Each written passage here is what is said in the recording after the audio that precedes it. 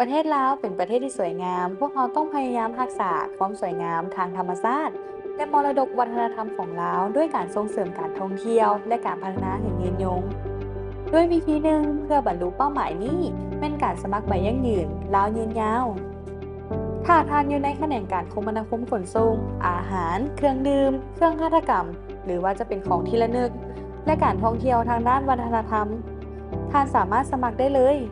ลางยืนยาวแม่นแผนงานด้านความยืนยงเพื่อยั่งยืนธุรกิจในอุตสาหกรรมการท่องเที่ยวที่ปฏิบัติแบบยืนยงด้านสิ่งแวดล้อมสังคมเศรษฐกิจนั่นเอง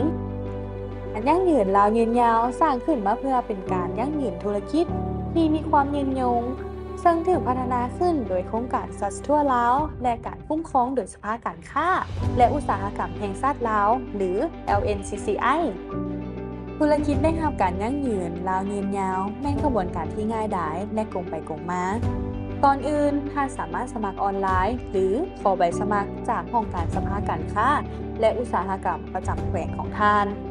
2. นัดหมายเพื่อฝึกอบรมเบื้องต้นเกี่ยวกับเงื่อนไขความยืนยงของใบยั่งยืนลาวยืนยาว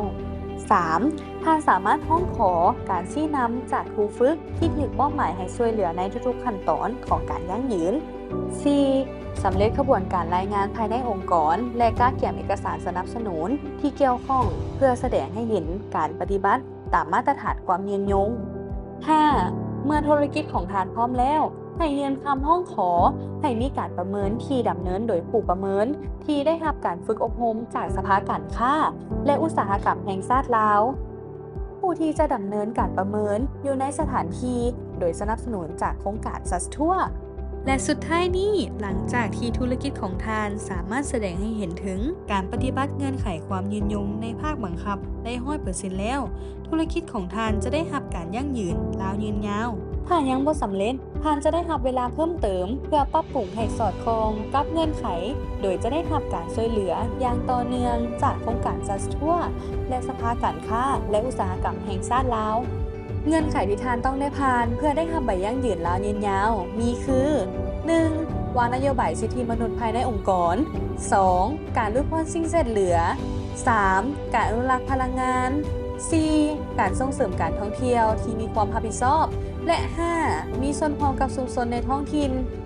ซึ่งผลประโยชน์ที่จะได้รับการยั่งยืนจากลาวยืนยาวนั้นมีอย่างแน่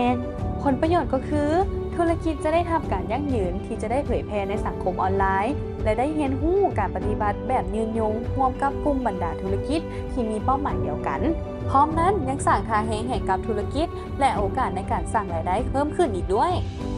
การส่งเสริมแนวทางการปฏิบัติที่ยืนยงการยั่งยืนลาวยืนยาวยังสามารถช่วยลดพรการปล่อยไอพิษในอากาศส่งเสริมธุรกิจในท้องถิ่นและยังสร้างความรับรู้ทางด้านการเท่าเทียมทางเพศสิทธิมนุษย์และสร้างอนาคตที่ยืนยาวให้แก่ประเทศลาวนอกนี้ยังสามารถสร้างเป็นต้นแบบสำหรับการยั่งยืนในอุตสาหกรรมอื่นๆอีกด้วยแต่ความสำคัญของการปฏิบัติความยืนยงมีหลายกว่าผลประโยชน์ทางเศรษฐกิจการยั่งยืนความยืนยงถือเป็นส่วนสำคัญในการรักษาสิ่งแวดล้อมและปกป้องความเป็นอยู่ที่ดีของชุมชนมาสมัครใบยั่งยืนลาวยืนยาวเพื่อปกปักรักษาสิ่งแวดล้อมวัฒนธรรมอันดั้งเดิมและสร้างผลประโยชน์ต่อชุมชนในท้องถิ่นช่วยกันได้ทุกคนสามารถติดต่อสอบถามข้อมูลเพิ่มเติมเกี่ยวกับใบยั่งยืนได้ที่โครงการซัสทั่วลาวที่ห้องการสภาการค้าและอุตสาหกรรมแห่งชาติลาวหรือติดต่อทาง Facebook Lasting ลาวยืนยาวได้เลย